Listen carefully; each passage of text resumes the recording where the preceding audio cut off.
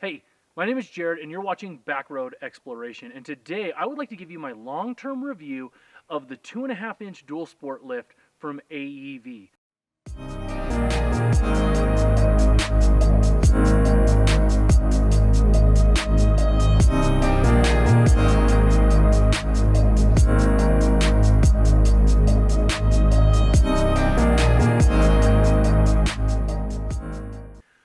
18 months ago, I reached out to my subscribers and proposed a lift kit upgrade to my Jeep.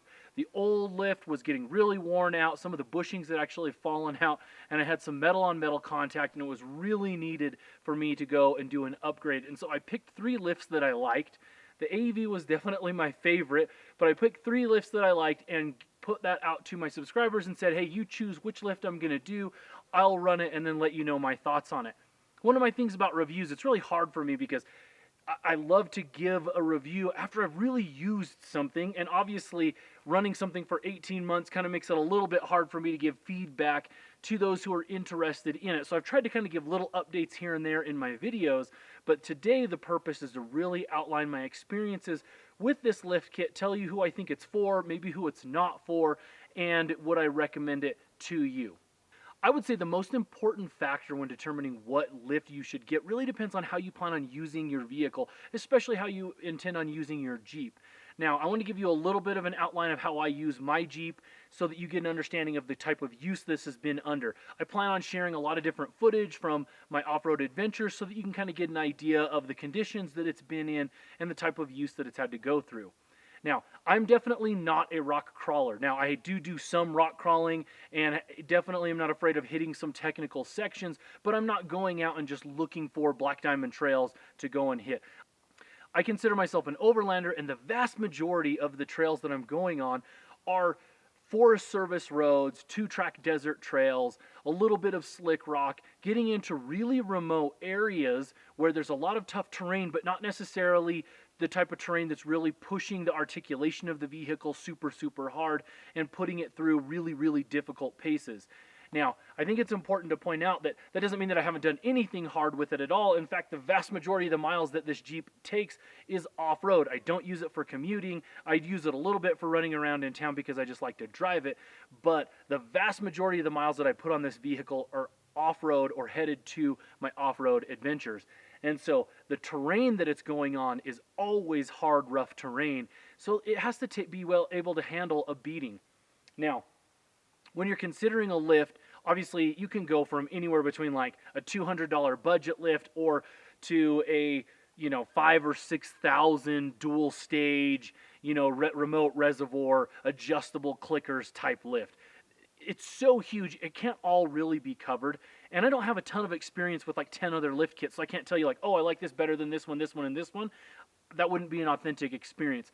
Brad over at Trail Recon actually took 5 popular lifts and took them and put them on 5 JLs and tested them back to back to give his feedback on it. He didn't test the AEV lift. I wish he would have, but that's kind of a video if you're looking for some real side-by-side comparisons. I'm only going to outline how I use this, what I like about it, what I dislike about it, and if it's the right fit for you. Now, I want to jump into one of the things that I like most about the AEV lift, and that's that it is designed to increase the off-road performance of your Jeep and improve the on-road performance of your Jeep without compromising any of the integrity and strength that was designed into the vehicle from the manufacturer. In fact, that's really what AEV likes to do. They're not necessarily pushing the limits of articulation and performance. What they're trying to do is say, we want to give you the strength and reliability that you're going to get from OEM, and then we want to enhance its performance both on-road and off-road.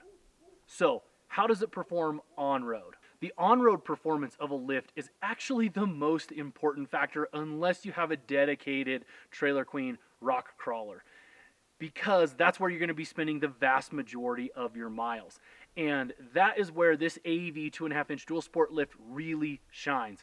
One of the things that I love about it is I could tell immediately the comfort was better, the handling was better, the stability was better, just after a few miles of driving around with my Jeep once I upgraded the lift to this AEV lift.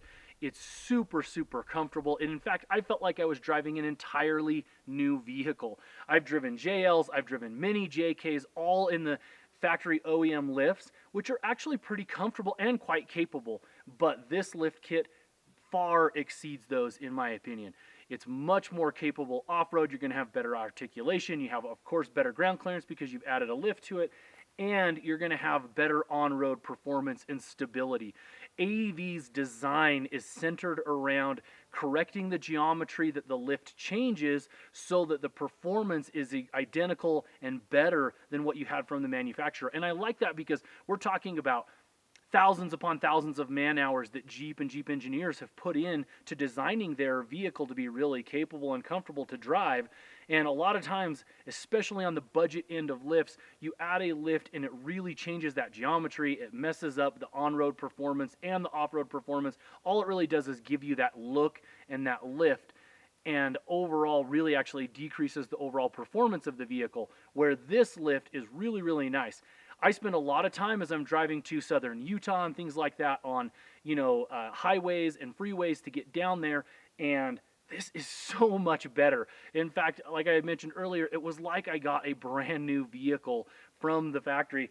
It was just so much more comfortable and really improved that ride performance, which I think is important because the reality is when you have a solid front axle compared to IFS, you don't have as good of on-road driving and as much comfort. It's just not as comfortable. And so the fact that you can add a lift like this that comes anywhere in like the $1,000 to $1,300 range makes an amazing difference in how your vehicle feels. Now, obviously, I would guess that most of you are here to learn about how it performs off-road. And in my opinion, it is exceptional for the use case that I have for it, which is for adventure 4x4 touring, overlanding, car camping, whatever you want to define it as. That is where this lift really hits, and that makes sense because that's what AEV is. They are a company that works on converting vehicles to turn them into your expedition 4x4 touring, overlanding vehicles. And so the lift kit is designed specifically for that use case. My adventures, about half of them are spent in Utah's deserts. So we're talking about the San Rafael Swell, Canyon Country, in and around Moab, Canyon lands, as well as Utah's West Desert. Then the other half of my adventures are spent like this, in Utah's mountains. And to me, this is perfect for those settings because we're talking about tough trails, often very corrugated roads, lots of rocks, lots of obstacles, and, as well as Forest Service roads and things like that, where you're going to be pushing the vehicle's performance from a durability standpoint, somewhat from an articulation standpoint, but you're not necessarily really trying to push every aspect of just how much articulation can you get out of this. If you're a rock crawler, I wouldn't get this lift kit for you. There are lift kits that are specifically designed for those use cases. But if you are someone who loves to hit Forest Service roads, just likes to get out for little weekend adventures, or really wants to do larger, long mile adventure touring, 4x4 touring, overlanding adventures, this lift kit is perfect for it and comes in at an incredible price at around $1,200 to $1,300 depending on your configuration. Now you can see I'm running 35-inch tires. There's no problem here. Now I do have aftermarket fenders which increase the wheel travel that you have inside of that wheel well. You can run this lift kit with 35-inch tires and the stock wheel wells, but you're definitely going to have more room if you have some type of an aftermarket fender. From a durability standpoint, these things have been phenomenal. I really beat my vehicle as far as how much time it spends off-road. Like I mentioned, I don't commute in this. The vast majority of its miles are spent on off-road adventures like this. So these springs, the shocks, everything are going through a lot of, movement and push. They've handled the heat superbly. Last summer, I went in the dead of summer and did the White Rim Trail. I checked my shock reservoirs a couple times, just kind of see like, hey, how are they doing? And they were, they're warm, don't get me wrong, but considering the fact that it was 105 degrees out and we're going for over 100 miles on pretty decently rough dirt roads, they handled super, super well. When you talk about getting a lift kit, you want to know like, hey, how is this going to perform off-road? The only thing that I don't like about the AEV lift kit is that it doesn't include an adjustable front track bar. I knew that when I was building my lift out that I was going to need a new adjustable front track bar. I took off the OEM one. The bushings in it were totally shot. when driving, I would always get a little bit of a shimmy in the wheel. If I hit on pavement, particularly potholes and things like that, you get that little shimmy. It wasn't death wobble by any means, but you could feel that there was some give there, and that the OEM track bar was just plain worn out. And after basically 40,000 off-road miles, not a massive surprise. So I was a little disappointed that AEV doesn't include that in their lift, so I did a little bit of research, and TeraFlex, which is a local company to Utah, has a heavy-duty adjustable front track bar that has amazing reviews. It holds up super well. A lot of guys really love it for the more technical, hardcore rock crawling and stuff, but it does also work for the type of things that I do. So I picked it up, and it was, I believe, like $275. So that definitely added on to the price of this lift kit versus some of the others that I was comparing it to. Now, with that front adjustable track bar, it still landed in pretty closely there. I think it made it about $100 more expensive than the Old Man Emu lift that I was looking at, but it came in a little bit cheaper than the TeraFlex lift kit that I was considering at the same time. So that front track bar totally transformed that issue, fixed the little shimmy that I have, and it has been completely rock solid, but you should know that it isn't part of the AEV lift. So to me, that's one of the downfalls of it, and I think their purpose behind that is they want to focus on the geometry and things of the suspension and then let you choose which track bar you would like. I wish that they would make their own front adjustable track bar because I like the components. I would like that it matches up with everything. And I trust their engineering. Now, obviously, I trust TeraFlex. They're great too. So I highly recommend that front adjustable track bar from TeraFlex. So I want to give you a little bit of a look at some of the components and things and show you some things. Overall, I haven't had any issues. Now, I did get this installed professionally. I didn't do this myself. I didn't necessarily trust myself with it. And so I went to Moab Outfitters here in Utah, who specializes in lift kits for Jeeps and things like that, and had them do the lift kit. Really simple install for them, nothing, you know, advanced or anything that they had to do. They didn't need to do any trimming or anything like that. So right now we're looking at the underneath part of this lift. You can see my shock goes up there, it mounts in, everything looks really good. You can see this thing is dirty, right? No issues with rust or anything like that.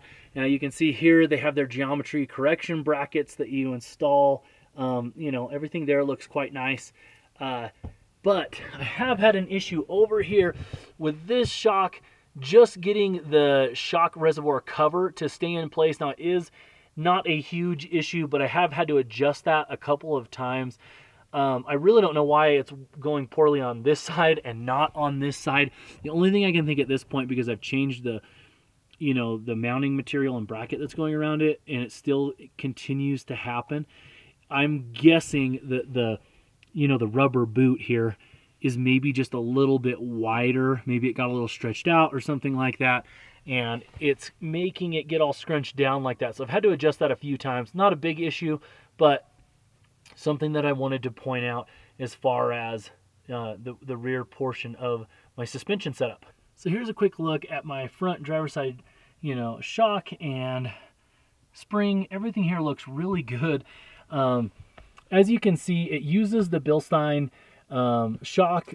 Bilstein is an excellent brand. They're one of the better brands out there as far as your shocks go and your components. You can see the spring in here. It looks like it is in really good shape as well. And you should know, like, this vehicle is not garaged.